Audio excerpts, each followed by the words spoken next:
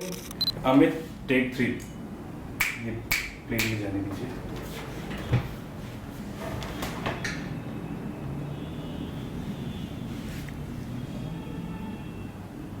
आप कंफर्टेबल हैं? हाँ।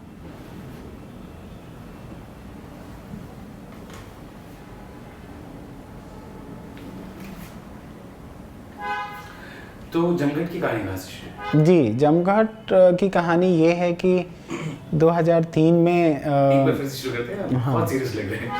ठीक है।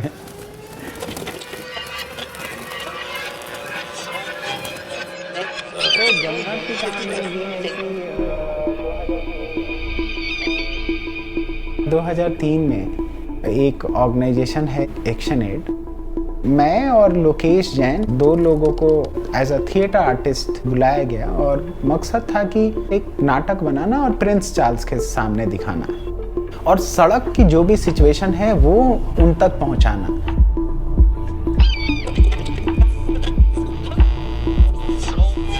बच्चों को अलग अलग जगह से बुलाया गया, हनुमान मंदिर, जामा मस्जिद, बंगला साहिब गुरुद्वारा।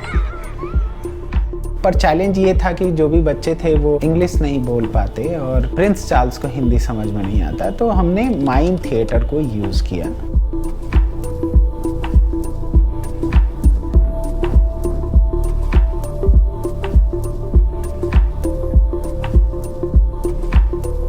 पर ये कैंपेन सिर्फ 3 महीना चला। उन्होंने बोला कि बच्चों को जहाँ से लेके आए थे वहाँ पर छोड़ दीजिए जाने के लिए। और बच्चे हम जो थे, हम वापस सड़क पे नहीं जाना चाहते थे। वो लाइफ दोबारा से नहीं जी सकती थी। ठंड में एक कमीज के अंदर रात गुजारनी पड़ती थी। कौन जाएगा वहाँ पर? बेचारा कबाड़ा बीनने वाला या भीख मांगने वाला वो सो गया फुटपाथ पे। उधर से पुलिस वाला आता है, टांग पकड़ के नीचे फेंका सोते हुए को और उस पर लठ बरसा दी। तो आपको लगता है कि ऐसा शख्स न्याय देगा? 5 साल का बच्चा भी नशा कर ले, कोई किसी को नहीं रोक सकता। मार पिटाई देख ली थी, नशा देख लिया था, बच्चों को कैसे पालते हैं वो देख लिया था। एक तो गंदा कपड़ा रहता था और टूरिस्ट आते हैं तो टूरिस्ट को ये चीज़ें पसंद नहीं होती है। एक्सप्रेशन बहुत अच्छा रहता था। ओ यू टच होके भी गया तो बार बार वो नहीं सैनिटाइज निकालेंगे, वो फटाफट ऐसे करने लग जाते थे। 14 बच्चे राजी थे कि हम लोग वापस नहीं जाएंगे और अमित भी आ गया है। उन्होंने बोला कि जो भी कुछ होता है सपोर्ट मैं करूँगा। 3 महीने का एक जो उनका अनुभव था एक साथ रहने का, बहुत प्यार से रहते थे, बहुत एक्सपोजर मिला, काफ़ी सारे वॉलंटियर आते थे, सोसाइटी के लोग आके उनके साथ इंटरेक्ट कर रहे हैं, जिससे उनको लगा कि ये राइट प्लेस है, ये हमारा जगह है, हमारा जगह सड़क नहीं है। ये जमघट की बिगनिंग है, ये जमघट की हिस्ट्री है।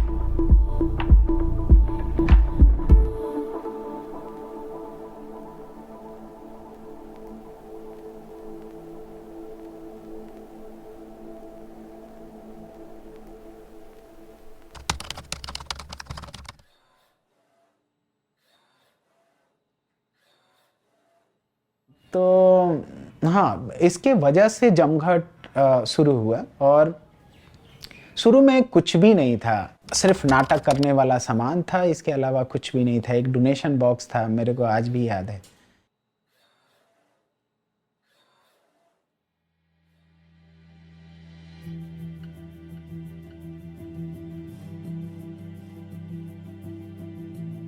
बेटा संडे आ रहा है, चलो अपना वो मंजीरा और ढोल ढोलक ड्रेस पहनो और चलो दिल्ली हाट। हम जाते थे परफॉर्मेंस करने के लिए और बोलते थे कि प्लीज़ किसी भी तरह से हमारी हेल्प कीजिए। अलग अलग जगह पे परफॉर्मेंस किए, इससे लोग जुड़ते गए तो बहुत सारी फैसिलिटी भी मिलती रही। एक बच्चा था पढ़ाई करना चाहता था, पढ़ाई स्टार्ट हुई, पढ़ाई के साथ साथ वोकेशनल ट्रेनिंग भी शुरू हुई। प्रिंस चार्ल्स के सामने नाटक खत्म होते ही उसके 3-4 दिन बाद जामा मस्जिद से और बच्चे आना शुरू। सबको नीड है एक ऐसे जगह की जहाँ पे वो कम से कम अपने आप को सुरक्षित एक 4 दीवारी के अंदर रख पाएं। तो भैया ने कुछ टाइम बाद, मतलब लगभग 4-5 महीने बाद बहुत कुछ सोचा समझा, फिर उन्होंने बॉयज़ हॉस्टल चालू करा। बट उसके कुछ साल बाद फिर भैया ने लड़कियों के लिए भी हॉस्टल खोला, जिसमें से सबसे पहली मैं थी।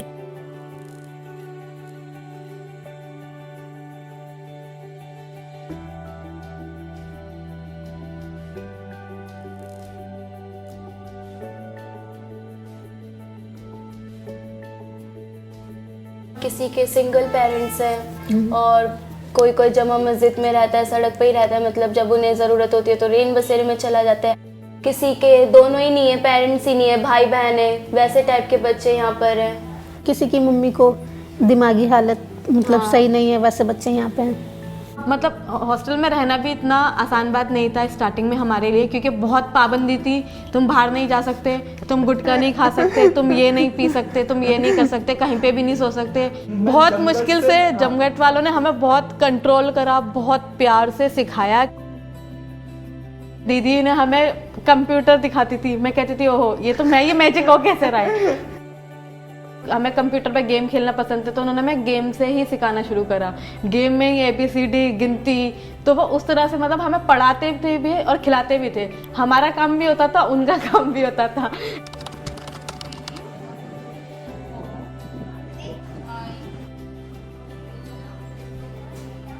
फॉर्मल तरीके से एक बच्चे को रखने का क्या मापदंड होगा, जब CWC आया तो हमें पता चला।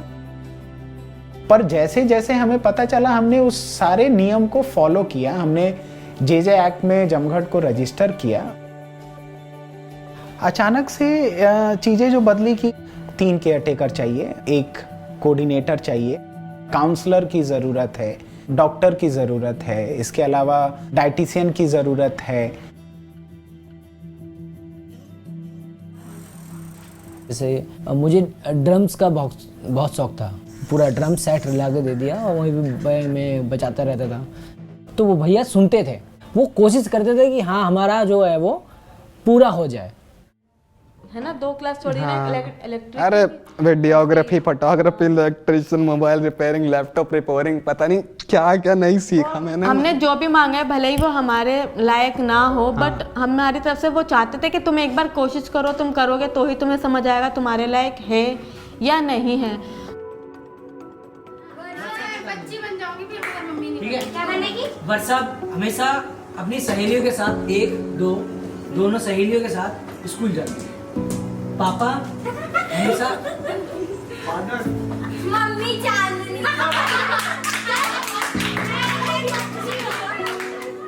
इस तरह का जब रिक्वायरमेंट होता है तो बहुत बड़ा फंडिंग की भी रिक्वायरमेंट होती है। ऑर्गेनाइजेशन का एक बहुत मजबूत पिलर है थिएटर। जितने भी डोनर आए हैं, जितने भी वॉलंटियर आए हैं, वो मेरे को लगता है कि थिएटर ने एक बहुत बड़ा रोल निभाया है।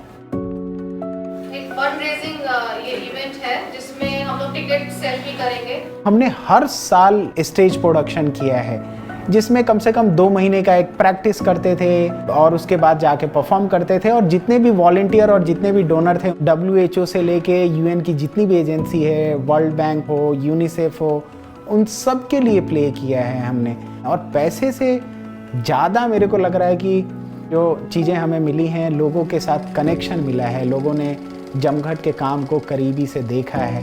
तूने फेस बनाया था ना, देखा कैसे किया था। शुक्रिया साहब। आज 31 अक्टूबर है और आज हम सब लोग अपना 12वां जन्मदिन है। जमघट का घर डेकोरेट कर रहे हैं और मस्ती कर रहे हैं। मुझे लगता है जमघट वालों ने अपने आप को पहचानना सिखाया है, बहुत कुछ सिखाता है। हमारी काउंसलिंग होती है, वर्कशॉप होती है, लाइफ स्किल सेशंस होते हैं। मेरे जो साथ वाली लड़कियां हैं, सबकी शादी हो गई है, बच्चे हो गए। मुझे इतना बुरा लग रहा था उन लोगों को देखकर, और मुझे बहुत लकी फील हो रही थी मैं कि मुझे जमघट में आई हूँ और मुझे ये सब कुछ पता है। जमघट ने हमें वो दिया है जो हमें एक सड़क पे कभी भी कोई नहीं दे सकता था। फर्स्ट एजुकेशन, दूसरी एक दुनिया में रहने के तरीके, आपस में बातचीत करना, एक दूसरे को समझना, एक दूसरे की बात समझाना, मिलजुल के रहना। और ये सब चीज़ें ना एक मिडिल क्लास की फैमिली तक को नहीं मिलती होंगी जो हमने जमघट में मिला। सड़क के बारे में बोलूं तो 18 साल में सिचुएशन वैसा ही है, मतलब और लोग सड़क पे आए हैं और सर्दी में गर्म कपड़े, बच्चों को कंबल चाहिए ही, खुले आसमान के नीचे नशा बिक रहा है और ये सबको पता है। तो सिचुएशन चेंज नहीं हुआ है। आज के डेट में भी पुलिस वाले किसी को भी उठा के जेल में बंद कर देते हैं, उनके ऊपर कोई भी केस लगा देते हैं। इस तरह का सिचुएशन है और ये पता नहीं कैसे ख़त्म होगा। आज भी एक बच्चे के साथ रेप होता है और जब तक जमघट जैसा ऑर्गेनाइजेशन जाके कंप्लेन नहीं करता है तब तक FIR लोग नहीं लिखते हैं। बेकार टाइम हमारा जा चुका है भाई। अब वही है, अब हमारे ऊपर है कि मतलब हम कैसे अपनी जिंदगी बनाते हैं। So we have done safe and unsafe touch, right? कोई ऐसा है जिसको बिल्कुल ही नहीं पता what is safe and unsafe touch? सबको पता है? Yes. जब ऐसे आपके साथ कुछ गलत होता है तो काफी स्टेप्स मैंने बताया था। चाइल्ड हेल्पलाइन का नंबर किसको याद है? 10/8 में हम कॉल कर सकते हैं या फिर जिस पर भरोसा उसको बता सकते हैं। एग्जैक्टली, जिस पर आपको भरोसा है। सेफ एंड अनसेफ टच का क्या क्या रूल्स था? लोगों ने इतना किया जिसके वजह से आज हम यहाँ पे हैं। 2 होम चला रहे हैं, 1 डे केयर सेंटर चला रहे हैं, सड़क पे 5 अलग अलग डिफरेंट लोकेशन पे बच्चों के साथ काम कर रहे हैं और 140 बच्चों को रिहैब किया है और हमें पता है कि वो कहाँ पे हैं और किस तरह का काम कर रहे हैं। अमित भैया, ये देखो स्टूडियो मेरा छोटा सा।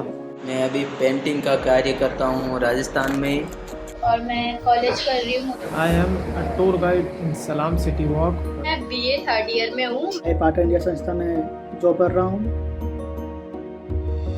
आंगन डे के सेंटर उसका इंचार्ज हूँ मैं एज अ कोऑर्डिनेटर। मतलब आगे जाके मेरे को एयर होस्टेस बनना है।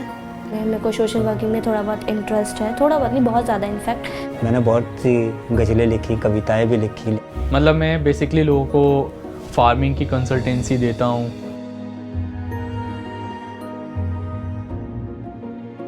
इन्होंने अपना ड्रीम बड़ा किया है। इस तरह का एजुकेशन उनका हो रहा है या जिस तरह का एक्सपोजर उनको मिला है, आज के डेट में वो DU जैसे और अलग अलग जगह पे पढ़ाई कर रहे हैं, वो अर्न कर रहे हैं जिसमें अपने आप को बहुत अच्छे से वो रख रहे हैं और जी सोसाइटी के और लोगों के साथ कंधे से कंधे मिला के चल रहे हैं।